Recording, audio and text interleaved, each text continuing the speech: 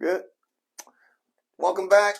I can't believe I'm here. I should believe that I'm still here because I said I was going to be. Being consistent with this Tuesday night broadcast, which is a brand new program from Her to Life Coach Foundation called Timely Table Talks.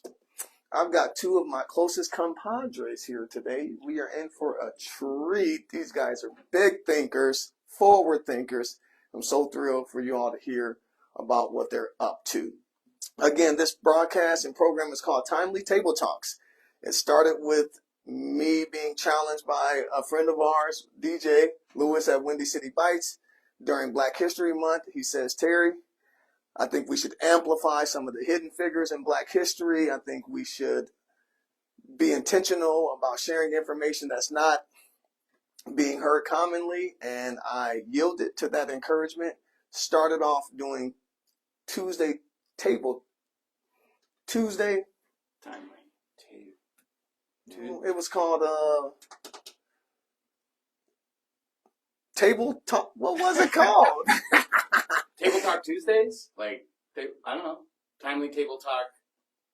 Troublesome. No, gosh, darn it. It was called something. Tuesday. We've upgraded to Yeah, we're here now. Yes. So it's called something with a lot of T's. Tuesday Table Talks. No, Table Talk Tuesday. Don't pull a muscle there. Yeah. Darn it. It's called something in February. And then I kept it moving because being intentional about sharing information is something that we are now strategically doing at Her Life Coach Foundation in our prevention education. So our goal with Timely Table Talks, that's what it's called now. That's what we'll just stick to that. Timely Table Talks. We want to bring in people who are doing work in the community. We care about youth, family, and adults that are impacted by what are called adverse childhood experiences or our justice system. You know, the work that we do, we see a lot of issues up front and very colorful. And what we recognize is that one nonprofit does not solve or heal the wounds and the trauma of the people that we're supporting and overseeing. And so what we want to do with this program is bring in other nonprofits that in their own unique and innovative way are also providing support in that wraparound way that those youth, family, and adult members do need. We're also going to bring in survivors, people who've been directly impacted, so you can hear from them and challenge stigma. And then we're also going to have open discussion topics around things that will help to equip people who work in the nonprofit sector or as a public servant or just as family members and community members. How do we equip them with mindset and skill set to adequately support trauma-impacted human beings? So with that, I have two of my friends here, Clint Brown, Jordan Deffenbaugh, with the BAM Institute for Civic Biodesign. I am a huge fan of the BAM Institute for Civic Biodesign. I've been watching the work, attending the events, learning from them in the school, if you will, and it has really helped me to be a more equipped community difference maker. So they're going to talk a little bit about BAM today, but before that, for those who've never met Clint Brown or Jordan Deffenbaugh, let's start with just who you are. Who are you? How long have you been here in the community? And when it comes to the work of the BAM Institute of Civic Biodesign, what brought you to that place where you felt this is what you wanted to bring into the world? Yeah. Clint Brown, and I've lived here in Sioux Falls since the summer of 2009.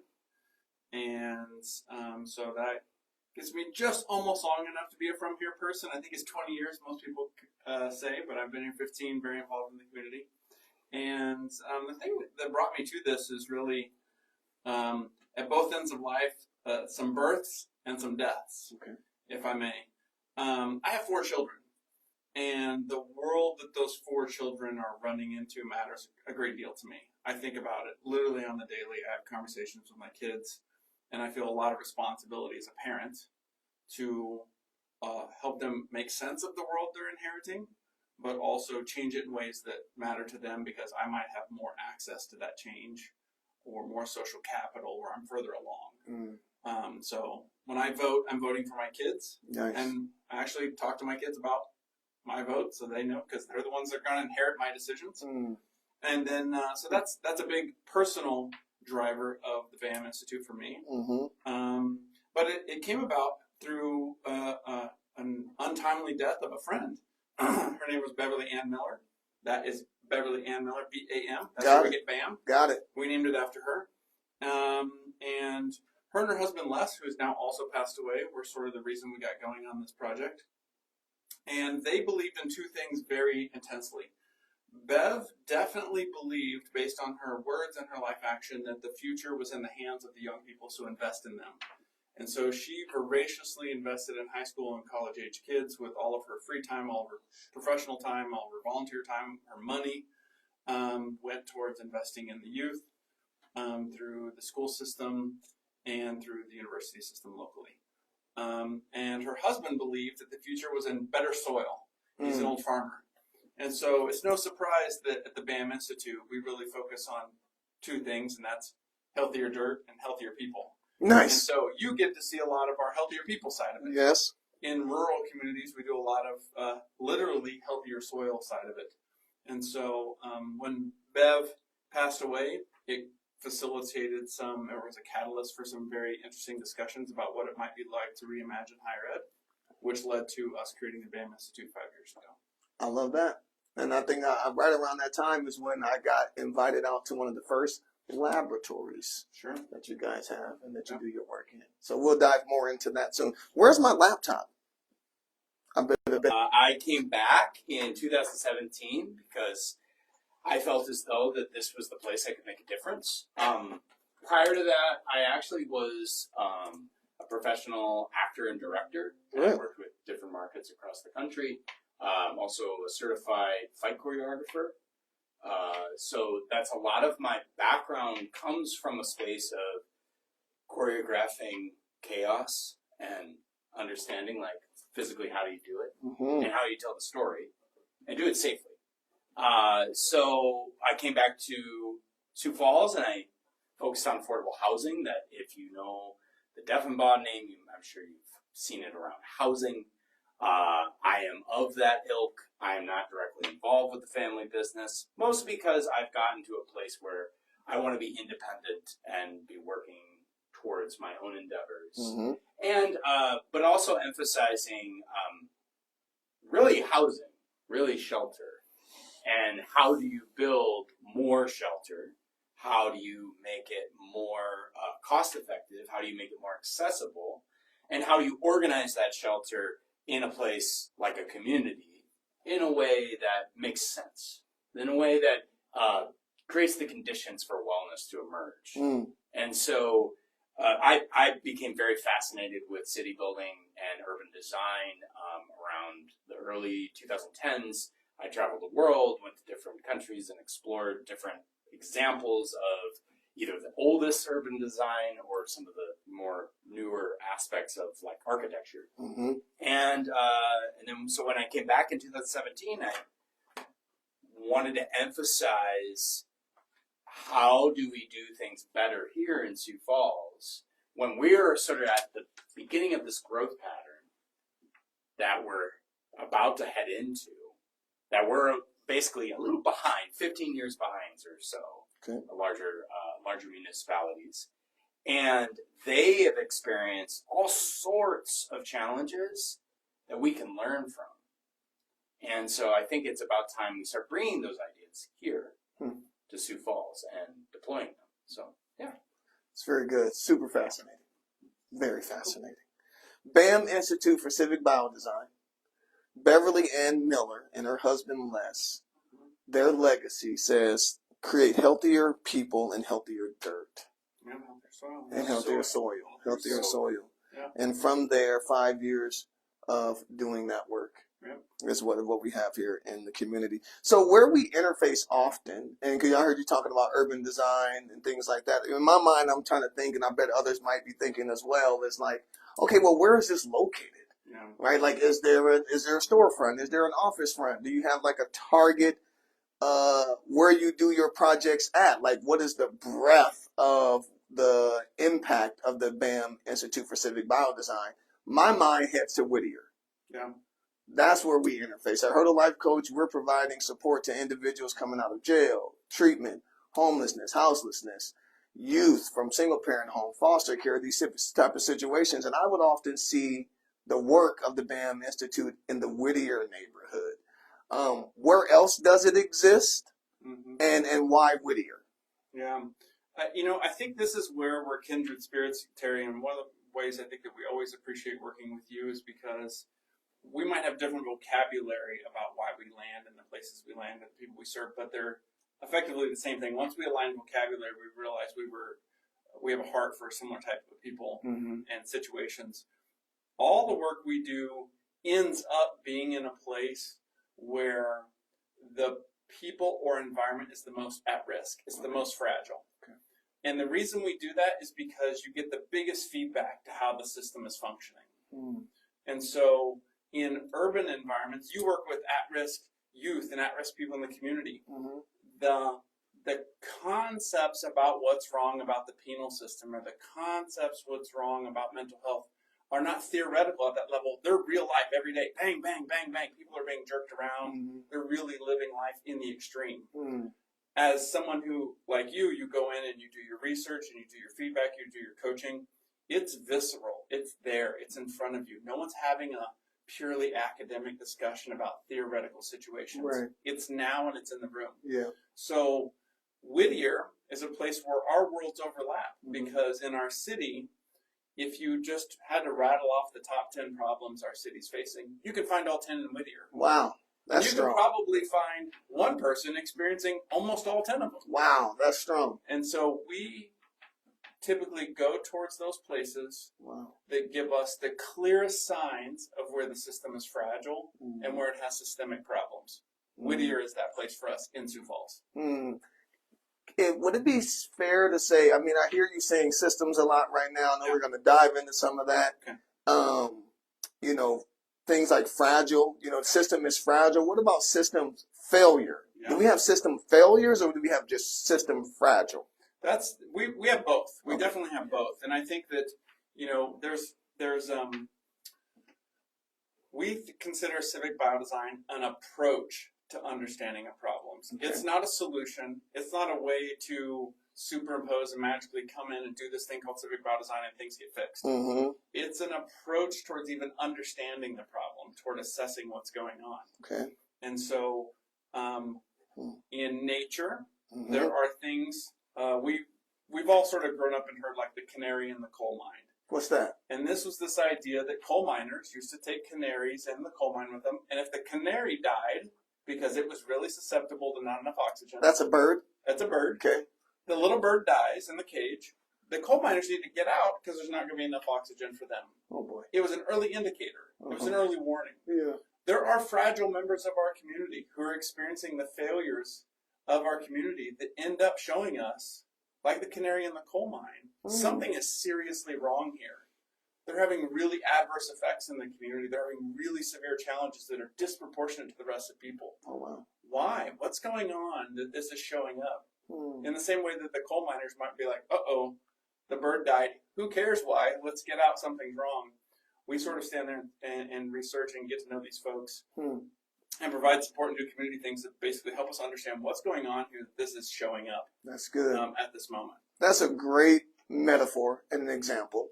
I never had heard that before, so thank you for introducing it. Yeah. As we're talking about where we overlap in our work in Whittier, in what ways has the BAM Institute for Civic Biodesign shown up in Whittier? What are some of the things that you can highlight about the way you've shown up there? Well, so when we decided to build this institution, we wanted to really emphasize the embedded learning aspect of it. Love that. So, because we had been theorizing about these things for years, I had done it myself and then put together a group called Strong Towns, a local version of it. And it was just sort of meetup, bitch session. A nerd meetup. Nerd meetup. Very nerdy.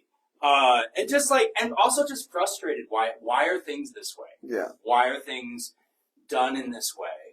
And started to dig deep into the systems of things and the history of how certain systems got there, governmental systems, financial systems, developmental systems. Yeah. And we got to a point where I think I took a trip to Dutch Design Week in I followed you there on your Facebook Live. Yeah, it was a good time. Thanks for bringing me along. Yeah. And also thank you for taking me to the Black Hills when you were out there walking and talking to yourself. No, I was there. You know. Yeah. And so it was a very awe-inspiring experience just seeing what is actually happening in the world and how advanced things are. Like I saw mycelium concrete. Mm-hmm. Concrete made out of mushrooms. Mycelium is a mushroom. Yeah, mycelium is the baseline interconnective tissue that resides in the soil. Love that. And we'll talk about that in a little bit. Okay. Yeah. So what I want to emphasize though is that we came back or I came back and I was longing for that energy. Like I came back to Sioux Falls and I started looking for grad schools in the Netherlands. Yeah. Because I was just like, where am I going to find that experience here in Sioux Falls and or the Midwest in general? Yeah. And then it was just like within a couple days, we met Les. It was just kind of a thing that came about. This was after Beverly Ann's just very untimely or just spontaneous passing, and it was an interesting point of where everyone was ready for change, and so we had theoretical conversations of what a new school would look like. Nice. Then it came to a point within a year or so we had a curriculum, and we needed to deploy that curriculum, and then a little thing called COVID-19 happened, and so that kind of we were gonna we recorded a documentary testing. You should mention that. Yeah, we tested the water from downtown Sioux Falls all the way to the Gulf of Mexico, followed the Big Sioux to the Missouri to the Mississippi, and tested the water all the way down, and did a documentary on it. And yes, we are that nerdy. And I'll let you guys out on a secret if you're from Sioux Falls. It connects. And that was originally what we were going into 2020 with. We were going to be like, hey, the Gulf of Mexico is connected to Sioux Falls, and here's how. But then COVID happened. Yes. And we didn't have to release that documentary to prove that point that the world is connected. Mm-hmm. And so it honestly kind of supercharged what we were doing, but we were going very like Zoom based, a lot of broadcast, a lot of this kind of format. But it's flat, you know? Yeah. I mean, I'm like, I can't talk to you directly. I mean, you can leave a comment, but I can't talk to you and have a deep interaction with. And I think that's about the time that we started to dig in super local, and we emphasized the bioregion. Okay. And that's what's really important about the context of, like, I think, place-based actions.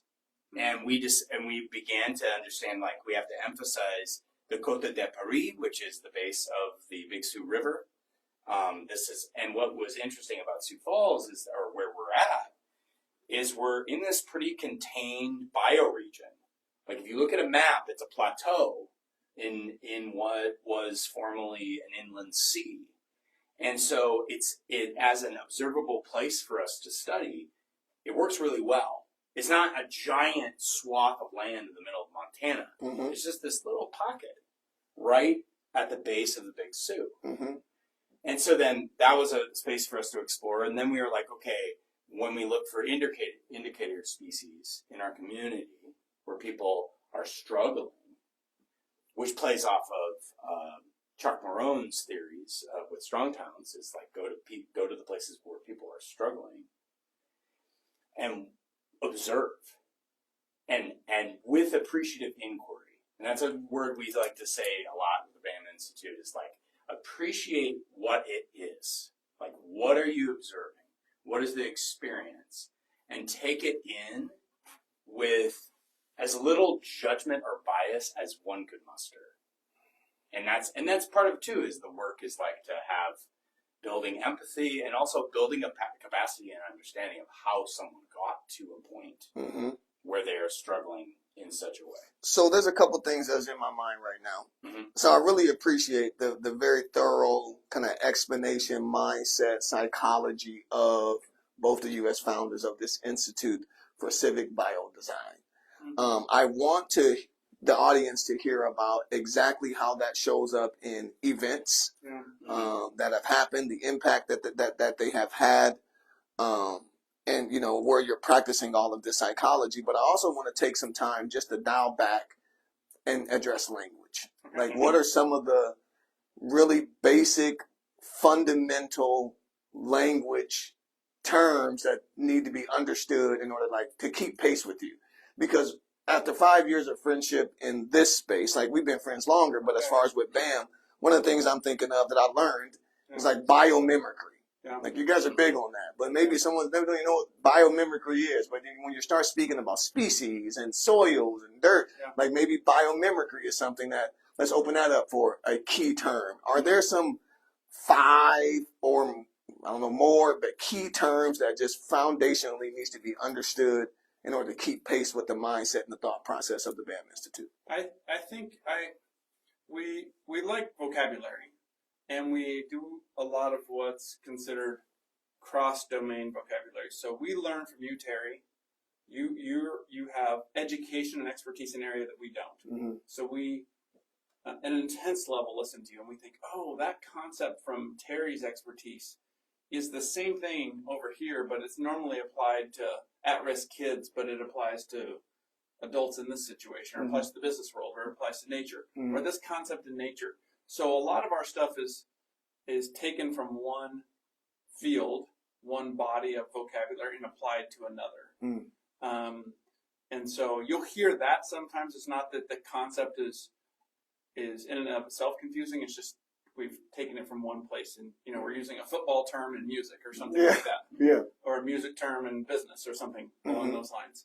I think that for me, the big hurdle I have to get people over when they're sort of joining us in conversation and or at least invite them to consider is this concept of condition creation. Condition creation. And that, if there's anything you get from us, it's condition creation. Condition creation. And that is, there's 2 examples I can give you that most people understand right away. Let's hear it.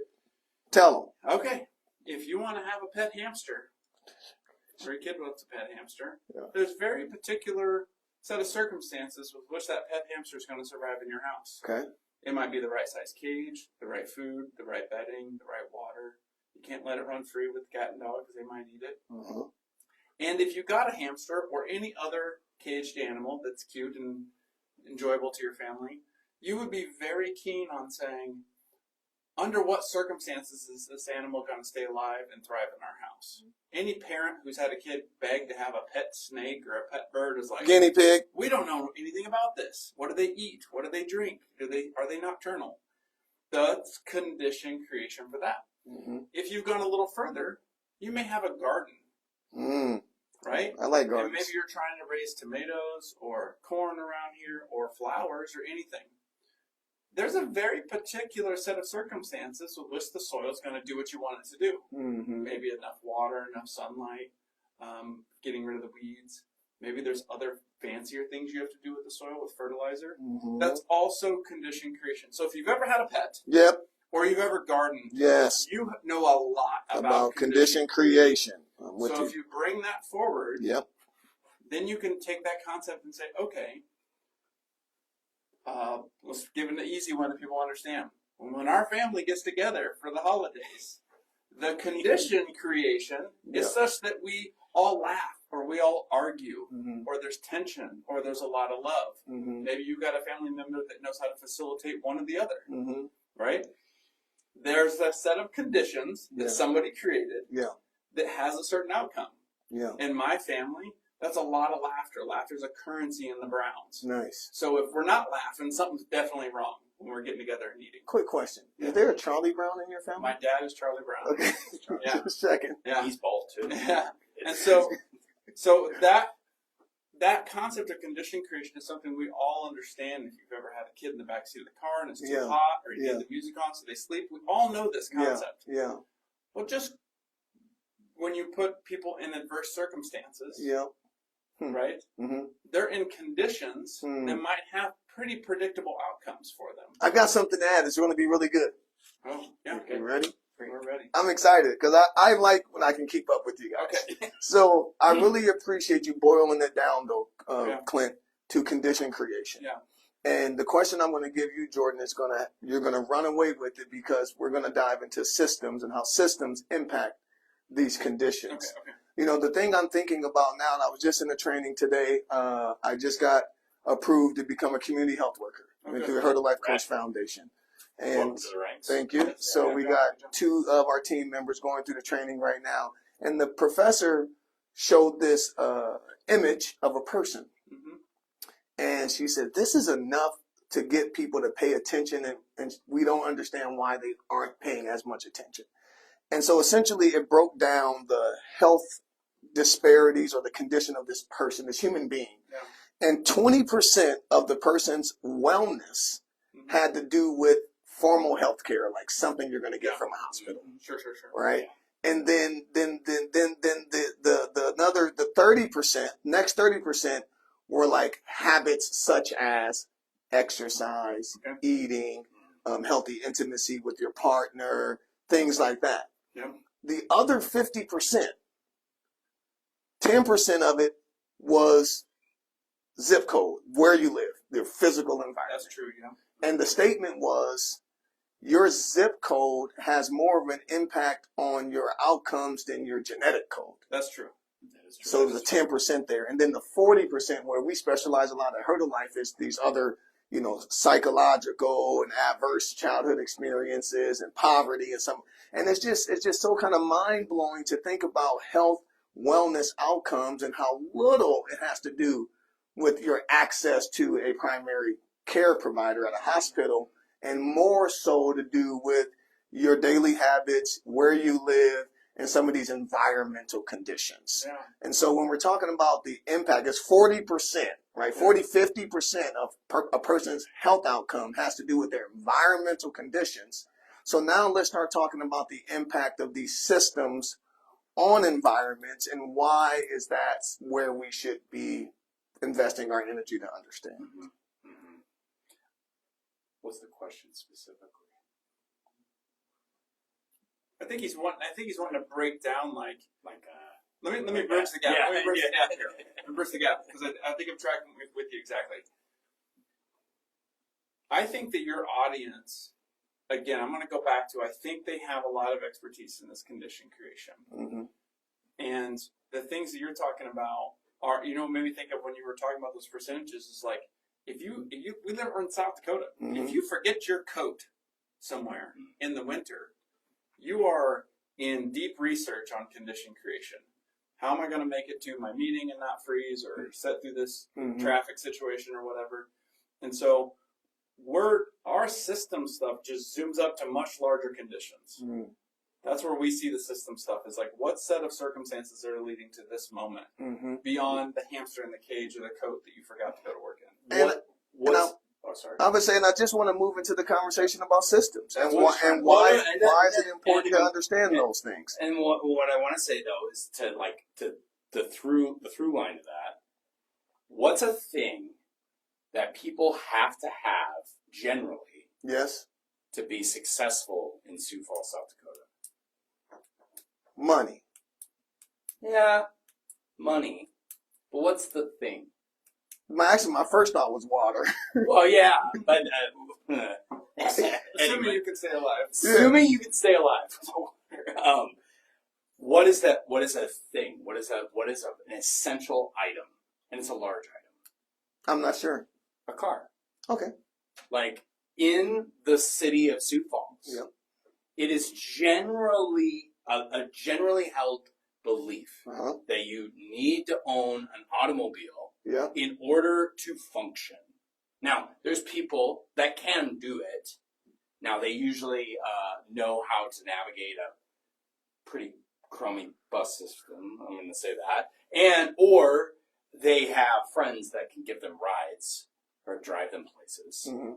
And what we have is a system that over the decades, since GM bought the streetcars, just like they did in Sioux Falls, we created the conditions for the automobile to take precedence across the entirety of our city. And that was the mode in which you got from place to place. Now, we have a situation where folks who don't have jobs but are living in shelters can't get to the jobs that they want to work at. So we've had years and years of incentivizing automotive transport in cities across America. Sioux Falls is no different than most of the cities that exist in America. And these, the sprawl was incentivized by federal grant dollars. Okay. And that was a system. That was a system that incentivized condition creation, which had some benefits. Okay. But now we're witnessing the externalities as time goes on. And there's places like Houston, like Detroit, are a little like further along on the curve. And we can see what happened there. And so in terms of like when we think about the system impacts, we have to consider the different nodes in the system, the different players in the system, and how the system shows up in their lives. And I think too often we have, when we are selecting players, it's like selecting, here's a 35-year-old banker, here's a 25-year-old nurse, and there's maybe like a couple other demographics, but that's all the system's really built for. So when I'm thinking about the community we live in and the conditions that are now current and present today, like, are there like lots of systems? I mean, how many systems are we being impacted by, or how many different systems is the BAM Institute for Civic Biodesign working to reform? Well, and that's in terms of a system within a system. Like there's a thing called whole systems thinking. Whole systems thinking. That came from sort of an exploration of a lot of indigenous agriculture practices. And it's the idea of understanding the whole, the wholeness. And that gets into some of like, which is not a new, looking at the 8 dimensions of wellness, which is something that's pretty old news in a lot of like corporate settings. We've sort of taken that system. So this is like 8 dimensions. So it's physical wellness, spiritual wellness, economic wellness, emotional wellness. Basically the whole core of like, what is a person? The whole person. And all of those things are a system. Everything is a system within a system within a system. Like when we think about the human body, 5 different systems. There's maybe more than that. Systems within systems within systems. A cell is a system, and there are millions upon millions of systems that are built in just your body. I mean, this light system, this broadcast system. System is the things that connect to other things. But how would you define system? What's our most recent definition of system, I suppose? That's a good question. Probably a set of parts working together for some sort of common goal. That's good. So, typically if it's really predictable, it would be considered a machine, so like an engine. Systems are oftentimes the next level more complex. So, so when I'm thinking about too, and I should have warned my audience, when I brought my 2 of my mentors in here, that you're basically going to watch me go to school and try to keep up with this very, very forward-thinking, progressive, and nuanced approach to like human existence. Like Jordan, you talk about seeing other communities that are just operating with more harmony and more like nourishment for the people who need it. Man, I've heard some of your ideas and they seem so outside the box, but they're not actually uncommon in other communities where, like there is, you often talk about why aren't we planting fruit trees like down in the Whittier neighborhood so people can be nourished and shade and all these different types of things. So I really appreciate how you have visited other communities that are a little more progressive and you're bringing those ideas back. I've seen you all kind of work through things like food distribution, right? That's a system that you guys have done some work with and have a project that you can speak to that helps to identify, are we doing that well? So I'm curious to kind of like clarify some specific systems. You said transportation. I'm thinking of food. Well, like what other systems are really like on the radar that you guys are working with people to reform or enhance? We probably just go down the line, the docket of the projects. Yeah, I mean, let's probably start at. I think the most popular concept that we've come out with in recent years is the Sioux Falls Tool Library. Tool Library. Jim Brzezinski co-founded that with us. Love it. We're and, getting there. And that was we're getting on the ground. No, we're on the ground. Yeah, we've been on the ground. No, we weren't. We were way in the air. Hey, we're just a system within a system. Okay, you know? all right. We're getting on the ground. So this is a tool library. What is it? Well, you can check out drills and saws and ladders, or basically anything you need to get the job done. Nice. And so the point too is that this is our resource bank. It's in a systems thinking terms, it's a tank. It's a tank of resources. Nice. And so this is like our first prototype of this kind of neighborhood resource center. Nice. But this is our first try at it. We then partnered with Shannon Ward, who just came on as a fellow. Good natured, our third space. Good natured, Love and that's a nice. It was sort of a exploration of a prototype of how do you create the gathering place. So then you have the tank in the basement, but then there's energy flow from the people walking in and out through the door. Yeah. And that's everybody who knows this, knows community, knows that you need those bumping spaces for people to bump into each other, to bump into ideas, to bump into new opportunities. And so that's kind of our first foray into brick and mortar. So I will add, just kind of amplified, I'm a huge fan of the Sioux Falls Tool Library, and thank you for bringing it forward. We have already benefited from it at Hurdle Life Coach. When you go into the Sioux Falls Tool Library, and it's located on 8th Street, what's the address there? 721 East 8th Street. And there's a website, called SiouxFallsToolLibrary.com.org, where you'll see an inventory of all of these tools that are available. And my understanding of this very cool concept is just helping people who, whether you're a homeowner or not a homeowner, but you have projects, right, around the house. But you may not be able to afford the tool, or maybe even have the experience and confidence to do the job and task. And the tool library is a place where you can find both. You can get the tool and you can get the mentorship for a very affordable rate of only $50 a year. Yep. And inside of the tool library, I mean, the value on all of the options that are there is probably 1,000, 10,000 fold, because there is, like you said, ladders and 4-way jacks and hard hats and street cones, the vest, and so we actually were using it for the pedal cabs, which are coming out soon. I heard a life coach. We care pedal cabs. If you saw me driving around town last summer with my big yellow hard hat and what is that? Safety vest. Yeah, high vis vest. I checked that out from the tool library because we're members there. We also have another enterprise we're going to be launching soon with lawn care.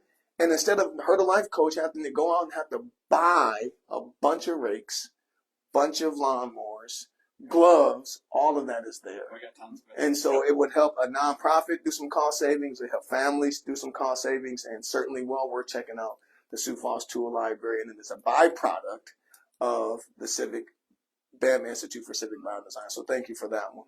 Let's hear about another one.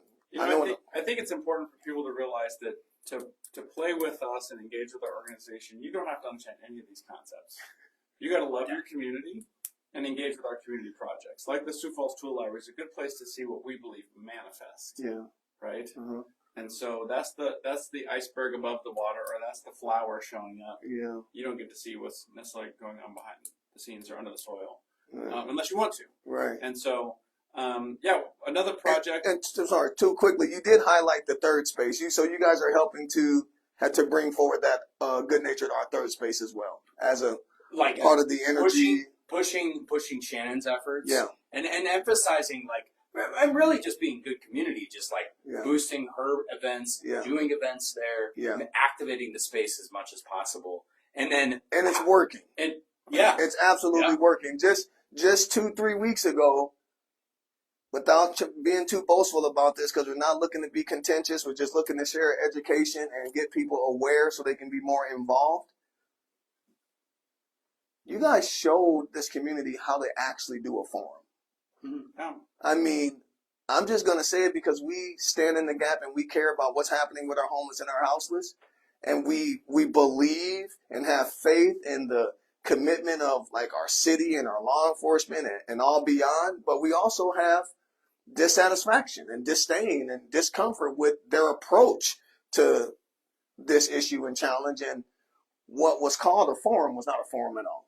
Yeah. And what you guys did at Good Nature, our third space, was a beautiful thing. It was with open space technology, which I've learned about. But that third space is worth talking about, visiting, and also just giving more credit and kudos to you guys, encouraging people like Shannon, myself, and others to bring forth their passions. And I think to point out the forum, like that forum was not the first forum we did. Mm-hmm. Like the first, we started doing, you did future forums in like 2000. I started at 15. Future forums. Yeah, and that's what, and it was sort of like a hybrid version of open space. Yep. And like different, and we'd like have different ways to sort of collect data throughout the process. Mm-hmm. And then we started formally us working together on it in 2019.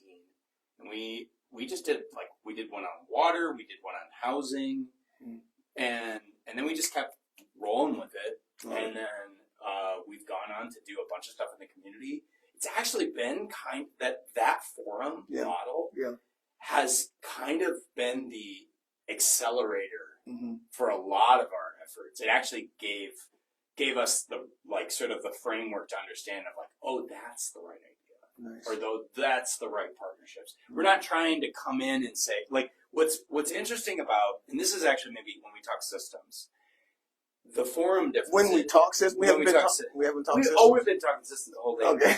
But I'm just saying, the forums were systems. Those were curated systems that were facilitated by individuals in space. Yeah. And there's a way to do it well. And that's the thing, is how do you cultivate the conditions for the right types of interactions? It's not about what the city wants is they want to regurgitate a script to you and then you sign off on it, or hey, maybe you get to decide what color the bench is. It's not a dialogue. Yeah. So you guys did that right. Yeah, and our nature, Good Nature, our third space helped to facilitate. Oh yeah, that's the point. Love Good Nature. Yeah, and I think it's shouts out to Shannon, who's actually right now at the SME Women in Business Award. She was nominated, and we're got our fingers crossed, and she's a well-deserved nominee, and we'll see if she wins it. Clint, you were going to tell some more about some of the projects that have shown up through this thinking through the design. Yeah. I think that there's a big spectrum, and but I'm just going to go just down the road. Okay. So, 3 years ago, we started working with the team at the Union Gospel Mission. They're one of the providers down on 8th Street in Whittier. Love it. And we did that because they were eager for a change and open to fresh ideas. And so all of our projects are in partnership with someone in the community. We don't have projects outside of partnership somehow. Love that. So we have a lot of community partners. Yes. Some things we help facilitate an idea and they run with, and we say, good luck. Other things we sort of help manage over the long run. One that we just got to say, hey, here's some thoughts, and we'll put some ideas into this, and you guys take it and run with it. At the Union Gospel Mission, when we took an office there, they received clothing for their thrift store from the community. Yep. So someone's got extra clothes, they want to get in the thrift store, they drop it off in a bag down there. You can do that right now, right? All the time they've got this going on. The amount of clothes that had shown up with damage, a missing button or a broken zipper or a stain, was so much that the pile in the back of the warehouse was floor to ceiling. 16 feet deep and 50 feet wide pile of clothing. I got photos on my phone somewhere, insane. And they were trying to figure out, the city said, you can't take this to the landfill anymore. It's just literally semi-truckloads of clothing. And so in working with Eric and some of the leaders there, we helped them imagine, okay, how do you bale this clothing into, and then there's going to be a group that wants to buy. Well, Eric, the CEO, found a group in Kentucky that buys the damaged clothing shreds it and puts it in as the fiber in a roof shingle Hmm. for your house. Wow. And so that has brought, I think he told me at the end of the year with 350,000 pounds of clothes have gone out, and that has netted them $75,000 in income, which helps pay for a staff person to run the machine and run the forklift. And so sometimes we're touching things that are just helping another partner behind the scenes do their thing better. Yeah. Because if they're thriving, Yeah. that makes the relationship better. Wow. And it wasn't our forte to get in there and say, we're going to take over a clothing situation. They have a big team. Yeah. But in that partnership, now we've got a prototype kitchen in the back where that clothing was. Mm-hmm. That space has now got a big kitchen in the back where we teach classes like with the South Dakota State University Extension. Mm-hmm. We're teaching nutrition classes back there. Their nutrition experts are coming down and facilitating these classes. Mm-hmm. That's been an amazing thing. And in the basement of that facility, we've got this community workshop concept going on. And so oftentimes we've got lots of projects going that just a few people are touching as they help us prototype it and imagine it and figure it out. But they're pretty practical things. Mm-hmm.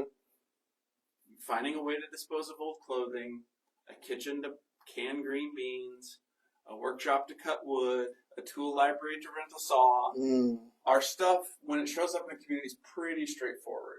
Mm. I mean, children all get what we do. When we have kid groups come and help, Mm-hmm. no, they're never like, man, this is too confusing. They're just like, oh, cool, you can rent tools. Oh, you're making food. Mm. And so we try to keep most of our projects like that. This is so good. So my goal with this program, and I believe it's happening, I want to introduce people to people and services that they may not be aware of or they know a little bit about, and help them to get more comfortable with, accessing those services, approaching those services, humbling themselves to finding out more. Yeah. I find myself continually being better at what it is that I do the more and more I'm around both of you and listen to you speak.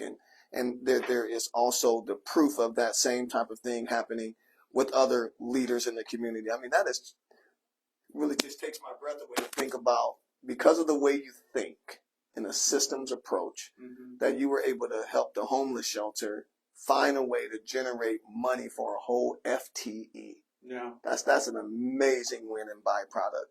I remember volunteering at Union Gospel Mission in 2020, and I remember how cluttered the space was. Yeah. And it is absolutely amazing not only to see the acquisition of the materials and supplies in that room where the kitchen is, but now in the partnerships that have now happened there, like you said, with SDSU Extension and college students coming in there, and even the residents from the Gospel Mission being able to participate and learn and sharpen their own skill sets as it pertains to the life skills that they will need upon their transition. But that doesn't just happen. There was a process to that. There was a systems-based thinking that ended up producing now these programs that are having such an amazing impact. And I just think it's freaking awesome. Tool library, good nature, maker space in the basement, the kitchen. I've also seen you all tackle or address pedestrian safety, right? And so in my mind, it's I've seen you guys do a myriad of different things. Yeah. I'm assuming all of this has some type of connectivity to the Institute. Yeah. So if it doesn't, clarify, but talk a little bit about pedestrian safety. You talk about Civic Biodesign. I think you guys have a lot of care about how the city is designed. Oh yeah. And pedestrian safety in general. So I just think that's a nice cue up for some of the work you've done in that too. Well, I think with having connection to resources, right? Mm-hmm. We talk about that with justice impacted individuals. They need to be able to get to the place they need to go for the help, right? Mm-hmm.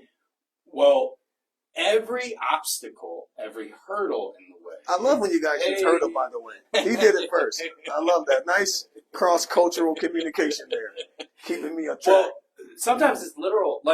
A crosswalk, or a lack thereof, is a hurdle. I mean, physically so. And when you talked about sort of the trauma that comes from the 10% of environment and then the rest is environmental. Yep. that 10% has reverberations Mm. into the rest of it. Mm-hmm. The traumatic situations of, like, say, being struck by an automobile, Mm-hmm. being injured, or losing the use of your legs, or dying, Mm-hmm. or having the fear, or just even the health degradation of being by places that have fast speeding cars. You don't have access to the park or the grocery store or whatever's across the way. Mm-hmm. Or if you're someone who is walking with crutches, and you can't manage that 65-foot sprint Mm-hmm. to the other side of the street Hmm. to get to the bus stop, if the bus stop's even there. Mm. So we, as far as the things that we can do Yep. within the system, like I can't go into the South Dakota Department of Transportation and tell them to change everything they do. I would love to do that, Yep. but I can't. Okay.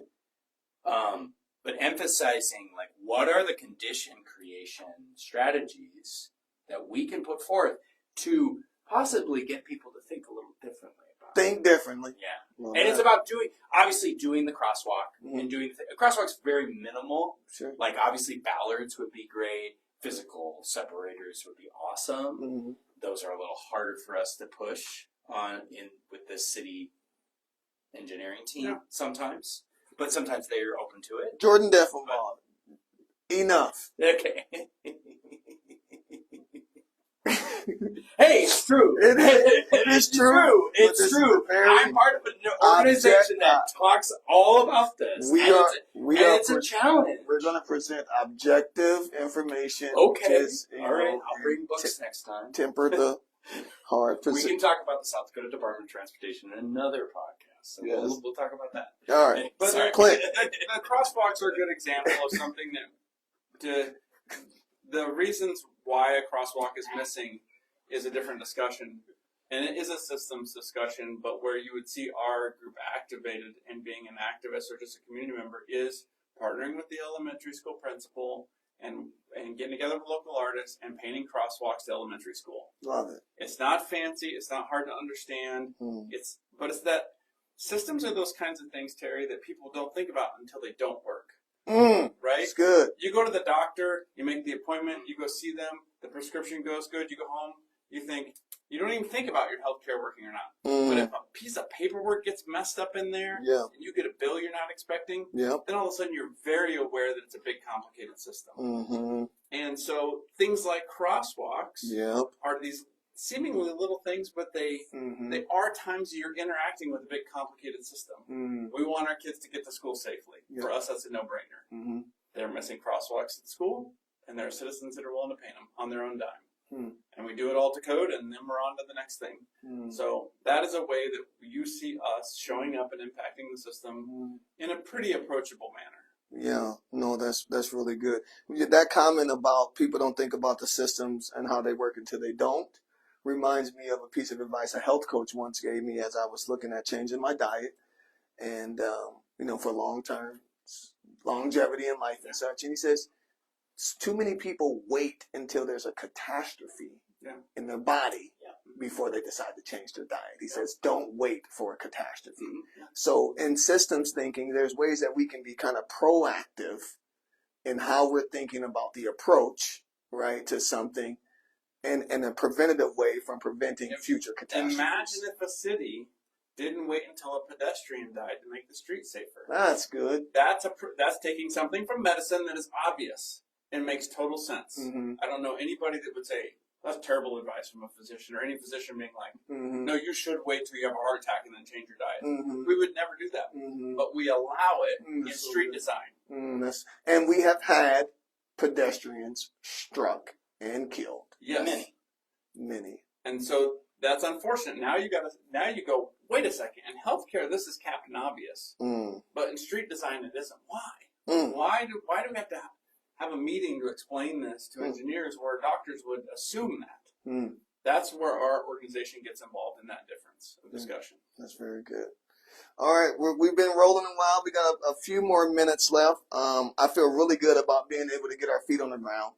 and being able to have people, really feel and see some of the actual where the rubber meets the road with some of this, system-based thinking. So I love spotlighting some of those things. Another one we haven't talked about yet is the citizen taco. Mm-hmm. Right? Can we lift that up? Yeah. Can we talk about why was that important and some of the outcomes that came from that, and how does this align with Citizen Taco worked because it was simple. Just a very simple concept, which I think you went to the first one. I think you were on Main Street. Yeah, I think you were at the first Citizen I love you guys. Yeah, you've been around all that stuff. And it's like Citizen Taco is a very simple concept. If I invite you to a Citizen Taco, you're going to show up, and I'm going to ask you to bring an idea. It could be something you're working on, something that you're trying to deploy, or something you're just curious about. And then you basically bring forth what obstacle is in the way of doing that thing. What's stopping you? What's stopping you? And then I give you a taco, and you eat it, and then I might give you another taco. And we usually make a lot of tacos, so you can eat a lot of tacos. But we're going to get through and actually talk about how does the thing happen. Yeah. And this came about, I think, this is Strong Towns beginning 2018. And I think we were like talking about, well, that was the thing. We were talking and talking. Right, let's talk about it. Talking over tacos. Yeah. We were talking about ideas of things, but we were challenged because, the ideas were good, but we're not doing anything. We're not doing the thing to move it forward. So we decided to do Citizen Taco as this vehicle to just start having accountability. And so we did it that first round, and then we did a version of it in the back of the Union Gospel Mission. There was a smaller weekly thing. And then we pulled it out when we were doing the Community Revitalization Collective in Whittier. And we decided to do 20 weeks of Citizen Taco for public input on the street. Public input, good. And I think that's where it became a different animal. It became a different species of thing of what it was like originally about. Like what it was originally about was like meeting with our friends, talking about ideas. What it morphed into when we moved it onto the street, it was more about getting an understanding of the street, the conditions of the street, and what's going on right down on the street. I think that the thing that we figured out, Terry, at least on that grown-up version of Citizen Taco, is that you're at a place of privilege if you can set aside the time to just come and brainstorm ideas and have friends to be accountable with. A lot of folks are not in the business of collecting ideas that might theoretically happen in the future. They're just trying to survive or just trying to do life. And so what we learned on the street, literally on the street, and we say that because we were actually there on 8th Street, right, was just listening. And ideas do pop up. Accountability does happen. But we just learned to make it about listening for what mattered to people. And so our Citizen Tacos went from being, hey, bunch of nerdy friends, let's get together and hold each other accountable with your cool ideas, to just who are you and what's your story? What matters to you? It sort of boiled down. It got simpler in that sense. And so, we have sort of we're simple. Like, if we can get together and listen to you and eat, then it's probably a good event for us. That's good. Now, I have gone to quite a bit. I love learning. Yeah. If anybody out here loves learning, continue to look for opportunities for that in these very cool, open discussion, very high input environments. You've done events at Wesley United. You've done stuff before the third space was the third space, and it was a yoga studio, and before that it was just like an empty space. You just have created these spaces where open discussion and learning has happened, and I'm always looking for those next opportunities. Yeah. I want to give you an opportunity to talk about the fellowship a little bit, and also I want to give you an opportunity to, you broaden and you said, healthy people and healthy soil. So I know that there's another project, I think the Prairie Restoration, which means nothing to me. Yeah. Right, so I'm going to take me to school again. Yeah. But I wanted to get a chance to highlight that. But I want to cue it up by saying this, Clint. Now I want to say thank you. I think I've said it. I've said it to a bunch of people around you, and I just want to tell you straight up. Sure. That 2 hours that you spent with me about 3 weeks ago, Yeah. and we were going through a workshop on just how to better leverage technology as a nonprofit administrator. It was 1-to-1. And then we invited another friend and came in on that. And it has really enhanced and taken my ability as a nonprofit founder and administrator to another level. And so I just think it would be wise and important to talk about the opportunity to learn from you, Jordan, your team members, your instructors, each other, in the fellowship, because I spent 2 hours with you 3 weeks ago and it has completely transformed, elevated my effectiveness, efficiency as an administrator of a nonprofit. Good. You're an eager student though, so that helps. I try to be an eager student. I grew up with parents who were eager students. So I just thought this is how you do life. You find people who know something you don't, and you ask them a million questions. And so I appreciate, that. And you've been that way since, I'm 10 years deep with you now. You've been that way since moment one of meeting you. And so that's easy. You're easy to help move forward because you're so damn eager. I'm eager to move forward. That's right. I'll be simple on the fellowship and the prairie stuff because we are, an hour deep with your folks. And they're loving it, by the way. Lots of engagement. Thank yous. Yeah. And even if you're watching the replay, leave a comment here. You'll still get it. The fellowship is our prototype version of what in the future will be a freestanding graduate school. So you got to start somewhere. And nobody alive now remembers where the graduate schools came from that are in existence because they all came from the 1800s or they've been around for forever and ever. It's, at some point someone started that and it was a road to get there. We wanted to create an academy, an institute where adult learners could get together and start to become experts in these hidden systems. These things that we keep alluding to or you keep drawing us back from, somewhere there's an iceberg below the water, and that's what we focus on. So that when you see the iceberg above the water, which sometimes is just a painted crosswalk, you understand the complexity of getting there. You understand the street design and working with the school principal and the city codes and all the things that make those projects able to show up. So we have an institute that is very different than what most people have ever experienced as far as our structure and our whole outlook on it, but it is project-based. And so all of our adult learners are doing community projects, which just so happen to be the tool library, the preservation kitchen. These things we're talking about are actually just projects of our students. Love it. In the community. So if you're interacting with us, you may not know, but you're interacting with one of our students somehow. And it's more important that you're doing community than you're hearing about us. But we're just launching. We have another cohort starting this week. Nice. And the first semester goes for a very structured 6 months, and then after that, you kind of go at your own pace because they're all working adults doing your own thing. Nice. So that's that piece of it. But it's designed as a graduate school. It's pretty intensely nerdy, and so if you just like to do projects, you just want to go do a project, please show up and be a volunteer.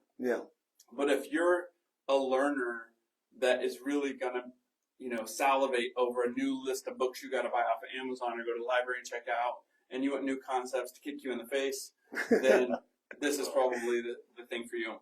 The prairie, if I'll jump to the second Expand point. your thinking versus kick you in the face. Okay, got it.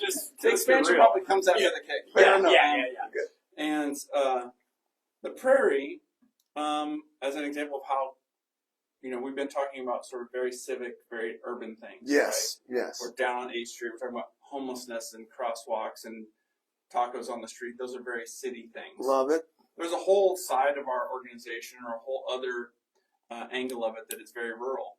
And so we had a lovely family in South Dakota donate a bunch of land to us. It's called Carroll's Prairie. It's in Turner County, which is like 45 miles southwest of here, 45 minutes southwest of here. And we're in the midst of a very long project, which is, from a nerd standpoint, is prairie restoration. We're trying to get the land to be back healthy with lots of flowers and lots of different animals living on it, and just restore it from the place that it was at when we inherited it. And so this is a long project. And so some of our folks are only worried about that kind of stuff. They're literally out there with a tractor and a chainsaw and a shovel, worried about dirt and butterflies and high intensity rotational grazing of our cattle. Nice. And most people don't ever see that side of what we're doing. Yeah. But then some of those people never see the urban side. They're Yeah. flabbergasted that we're downtown serving tacos when we just yesterday we were burning a field. Yeah. And so we have projects like that, and we've got a food forest project with a partner project in Laverne. Nice. And so some of our stuff is very rural. Yeah. It's intensely out in the middle of nowhere, working on very land-centric things. Yeah. The crazy thing is, and if anybody ever wants to go out for coffee, I'll break it down for you. But what you learn by working the land, Terry, you can apply to the city, will blow your mind. Right. And what you learn in the city that you can take out and apply to the land will blow your mind. I get the privilege of probably getting to touch all those things the most because I'm going between managing all of them. And so it's been a beautiful synergy where talking to our farmers teaches us something accidentally about the homeless population, but they were teaching us about cattle, or they were teaching us about putting up fences, or they were teaching us about keeping the land from flooding, because we're learning from them. Right. But then we get in the car and go, oh my gosh, that totally solved the problem for us downtown. Yeah. We're going to take that concept, Yeah. figure out the right way to explain it to our partners downtown, and open up a new avenue for solutions. That's so good. That's so good. And does that, so I'm going to ask, does that kind of mimic or speak to that concept of biomimicry that I was talking about? Somewhat, yeah. Somewhat. Yeah, certainly biomimicry is a pretty specific term that Okay. basically suggests that something in nature mimics something else. Okay. And so, like, you get a monarch butterfly and you have other butterflies that pretend to be that. Okay. Because I just keep themselves remember in 2020 when you guys took me out to Beverly Ann's place in Yeah. Les, and you called it a laboratory, and I'm telling you, I literally, you two are mentors to me. Sure. And there was something about being there that That day. has a lot more to do with you, Terry, than it does us, just straight up. But keep going. So it was something about that day where I was learning that, hey, Terry, you know who does like team building right? You know who like does harmony right? You know who like gets along with each other very well? Nature does. If we would just study the harmony of nature and the way that it interacts with each other, and then do that with the way humans interact with each other, we'd be on to something. Yeah. Is that fair? There's so much of that embedded in what you're saying in our curriculum. Yes, there are a lot of things to learn from nature, especially for all of the urban kids. If you grew up in the city, I did. and you were always in an SUV going to Walmart or walking or rode the bus, or there was concrete. If you could get somewhere on pavement, you're from the city. I grew up rural. He grew up rural. There's a whole other way of life here locally.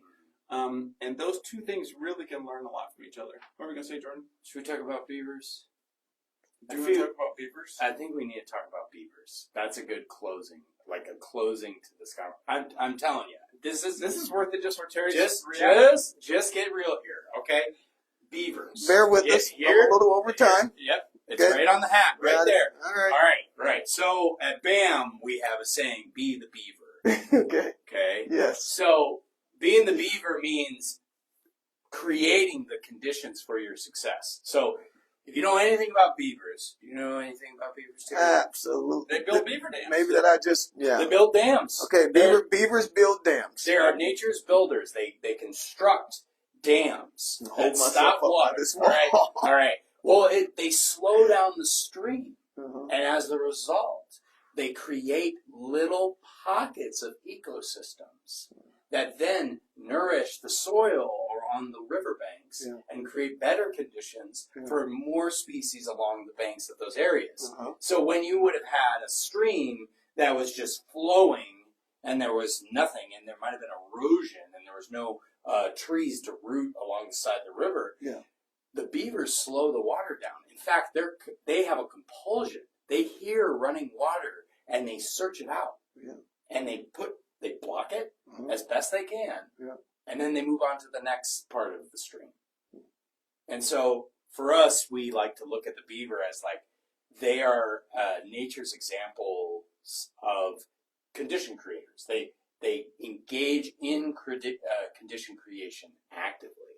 to make a better environment for themselves, but then by their externalities, the things they do, it makes it better for everybody else. I love it. All right, here's what we're going to do in closing. The other thing I walked away with after going to the laboratory for the first time was pay attention to how nature interacts with each other and attempt to kind of mimic or borrow some of that harmony and chemistry. The other thing was live in the question. Oh, yeah, good. Right. What's the next right question? Yeah. I remember learning in grad school that questions were the agents for change. Yeah. And so that's when y'all shared that with me that day, it really already resonated with something that was already planted in me in that way, that questions really help to facilitate change. And so here's how I want to close. I want you, Jordan, to share with the audience what type of questions should we be asking ourselves, thinking about, asking other people. Just let them fly. The types of questions that we should be thinking about and asking. And then on behalf of the Institute, Clinton, I want you to just give a final remark, maybe some action steps, an invitation, anything that you feel like kind of in closing on behalf of this amazing Institute of Impact, Influence, and Innovation. My favorite Use that question. My favorite question that has come up over the past couple years has to more do with what are people not talking about. Nice. So there's always what everybody is talking about, and our social media feeds and the news and everything is filled with that. It's what's more interesting is understanding what's not being said. Nice. And really sitting in that space of like, okay, let's take into consideration, especially when we talk about the news, let's say, how to really parse through all the noise, and really ask that question of like, wait, what are they not talking about? As they're talking about this on the news cycle, whatever it may be that day, what are all the things that they're not discussing? That's a good one. And I think that that's a good way to like get some bearings, so you don't get lost in the cycle. The distractions, the noise. All right, you want to offer one or two more questions? That's your favorite question. That's my favorite question. I would say this is more of a thing for people to ask themselves. Love it. With Citizen Taco, one of the things that we kind of upgraded it with was we emphasized, like, you bring an idea. And so a lot of people, what they do is they bring an idea and they think, oh, you're going to do it for me. Jordan, you're going to do that idea for me. And it's, no, you are. It's your idea. So my question is, what do you do? Like, this is what's going on. How do you show up? It's not somebody else's problem. It's your problem.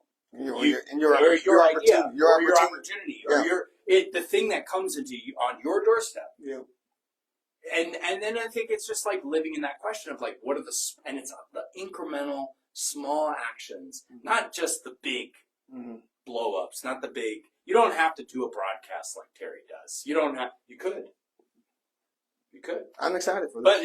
But there's it's like there could be just the little things that really build to the largest. That's condition creation. That's pulling the weeds. That's watering the plant. What's not being said? What are you doing, or what are you? How are you showing up? How are you showing up? Variations. And let's give them one more, Jordan Deffenbaugh. One more question for the people or for the community that they could be asking others. I got one. Yeah. Perfect. I think, we have, Jordan mentioned earlier, this concept of appreciative inquiry. Yeah. And one of the things that we ask roundabout sometimes or directly sometimes is, what's true that allows this to be true? Like, Terry, what do you believe that has led you to this moment?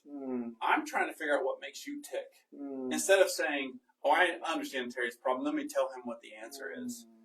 That's how could I ever know that? Right. But Terry, talk to me about what do you believe is true in the world, what do you believe about how the world works Mm-hmm. that is making you so passionate about this? That's Or good. so scared of this? That's good. Or spending so much time and money on this? You must believe something. Yeah. What is that? That's good.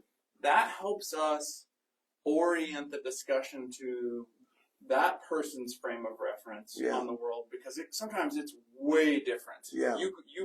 We're really good at, If you assume there, you're likely going to get that wrong. you're going to get it way wrong. Yeah. And sometimes wrong in very dangerous ways for you and them for their project. Very good. And so just saying, help me understand where you're coming from on this. You've got, there's an old concept of like inherent wisdom. Mm-hmm.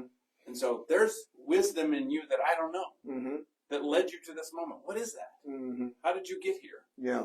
That's Boy, good. that opens a lot of doors for It us. sure does. That's a very smart approach, and it's a very cognitive behavioral approach. Yeah. And the big part of why I am the way I am today is because of the hundreds and hundreds and hundreds and hundreds and hundreds and hundreds and hundreds and hundreds. I said it 8 times literally because I did 800 hours Yeah. of cognitive behavioral reprogramming, and so that speaks right to that. Yeah. And the difference that makes when you understand your own core beliefs Yeah. that are shaping your behaviors, and the fact that you're wise enough, smart enough to inquire first about the behavior instead of judging the behavior, right? We want a world and a community, at least on behalf of Her to Life, where we are much more compassionate, non-judgmental, curious, not suspicious. And so it just seems as if it's no surprise why we have such great synergy, alignment, and mutual admiration. Yeah. Closing thoughts for the audience, Clint, on behalf of BAM Institute Civic Biodesign. What do you want to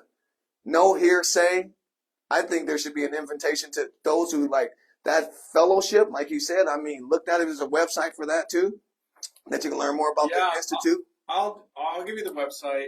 Following us, I think, is the least important thing you can do in the community. As much as he's trying to promote us, there's a website, civicbiodesign.org. Go check it out. There, that's the plug. Yeah. There is somebody that you recognize in the community that is making a difference or trying to make a difference, maybe even at a rational level. Like they talk about it all the times, and they buy the books, and they're watching the videos, and they keep telling you about it, and they're sending you the memes, and they really believe that they can make a world a better place through whatever it is. It just doesn't matter. They're double downing on that concept. Those are the people who need to be recognized. I would love to see you tag them in the comment to this post with Terry and say, hey, I want to give a shout out to my boy, my girl that's doing this. And because they're trying to make a difference. Those are the Be the Beaver. Yeah. Those are the people who are making the community better. And sometimes it's a little bitty way. It's that one crazy kid who's painting crosswalks with the neighbor kids to make it a prettier neighborhood or anything. We would love for you to give a shout out to those, because what we care about at the end of the day is that we're resourcing whoever those people are. So I say, instead of going to check out our stuff, leave a comment on Terry's post about and tag somebody who you think's making a difference in the community. And it could be real small. It doesn't matter how small it is. They probably deserve a shout out. If they're not on Facebook, just drop their name so we can say, hey, congrats for being so awesome. And we'll share the love that way. I think that would make the biggest difference for us. I love that. I love that. And I'm seeing it happen. One plug I'm going to do quickly because it's an open group. Every Tuesday at 11 o'clock, the change makers meet over at Good Natured. And it's a nice kind of front door, to this environment and community of thinkers and the Institute. Clinton's often there. Jordan's often there. I'm there almost every week. Cool guys like Nate Bosteljohn is also there. I'm making new friends all the time. I'm thinking is it Amber Hardy, right? And she's recently joined the group and is already doing something cool with sewing, right? And so I love what you're just saying, like, no big, no small here when it comes to making a difference. And the Good Natured Art Third Space is an open space for ideas and innovations and activities and programs. And we are just doing good work right over there in the Whittier neighborhood with Good Natured, with Windy City Bites, with Union Gospel Mission, with the BAM Institute for Civic Biodesign, Community Revitalization Collective, Her to Life Coach Foundation.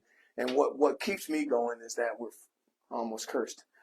We're doers. Yeah. We're doers. Yeah. I'm so proud of how well our new program is going. Yeah. Our open men's group. Yeah. I know I'm over time. I'm going to say this quickly. I say it every week, so I'm going to say it. And just last night, we had the greatest turnout since launching the program Great. in January, and it's session number 6. Yeah. We're having an open discussion with men, and they're getting vulnerable. Yeah. And the concept of men being vulnerable is perceived as impossible. Sure. We are actually doing the impossible with the program Impossible. Yeah. There was 20 men in there Wow. last night talking about mentorship and masterminds. Yeah. Before that, we talked about money and motivation. Before that, we talked about mindset and mentality. Before that, we talked about personal mission in life. Yeah. That's what we brought them so far. Guess where we're going? Manhood and masculinity. Sure. Misery and mourning. Yeah. Mud and mistakes. Mm-hmm. I'm going to open up a conversation for 90 minutes, for food for the first 30, about mistakes. Mm-hmm. And let people get that out of them and talk about how have they taken those stumbling blocks and turned them into stepping stones. Yeah. Morals and maturity Mm-hmm. as well. And I just feel so damn good about it because this isn't just another news story about the problem. Yeah. This is a thing that's happening that's actually supporting the vulnerable and the needy in our community. Yeah. Enough just making a spectacle and complaining and moaning and crying about the issue. Do something about it. Yeah. And we're all doers, and we're making it happen in the Whittier neighborhood. And I'm so proud to have my geek friends here from the BAM Institute for Civic Biodesign Happy to be called that. to help That's keep fine. this broadcast going. Next week, we're actually going to be hearing from Dr. Mo and Courtney Hardy with Midwest Street Medicine. They got some cool stuff going on. Super cool. Yep. And then after that, I'm actually really excited to bring in a friend of mine and mentee, Saul Dibba. He's doing some work with poetry, and I'm actually going to invite one of his good friends, James First Gen, as well. And so I got my next 2 weeks already mapped out. But I want to say thank you for being here. Thank you for geeking out. Yeah. And you can expect to hear from us again next Tuesday for another timely table talk with Terry. Peace.